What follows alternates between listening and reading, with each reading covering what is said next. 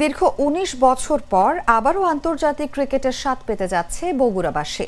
২০০৬ সালের পর শহীদ চান্দু স্টেডিয়ামে ফিরছে আন্তর্জাতিক ম্যাচ। তবে এবার জাতীয় দল নয়, মাঠে নামছে বাংলাদেশ ও আফগানিস্তানের অনূর্ধ্ব-১৯ দল। বগুড়া জেলা ক্রীড়া সংস্থার সদস্য মমিনুর রশিদ শাইন জানান, আগামী ২৮ ও ৩১ অক্টোবর শহীদ চান্দু স্টেডিয়ামে দুই দলের মধ্যে অনুষ্ঠিত হবে দুটি ওয়ানডে ম্যাচ। দর্শকদের জন্য সুখবর, এই ম্যাচগুলো দেখতে কোনো টিকিট লাগবে না, অর্থাৎ গ্যালারিতে বসে ফ্রি খেলা উপভোগ করতে পারবেন তারা।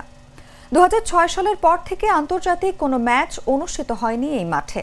মাঝে মাঝে এনসিএল, যুব বিশ্বকাপের প্রস্তুতি ক্যাম্প কিংবা বাংলা টাইগার্সের অনুশীলন হলেও আন্তর্জাতিক ম্যাচ আয়োজনের সুযোগ পায়নি Bogura.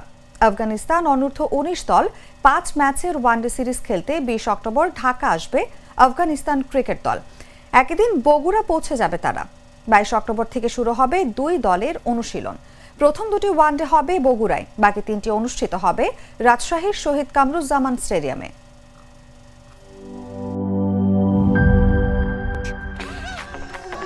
Vision mosquito killing bat হাতে থাকলে মশাদের আর রক্ষা নাই। ভিশন মসকিটো কিলিং ব্যাট, মশা তাড়াবার হাতিয়ার। ক্রয়ের জন্য ভিজিট করুন ভিশন শোরুম কিংবা অথবা.com-এ।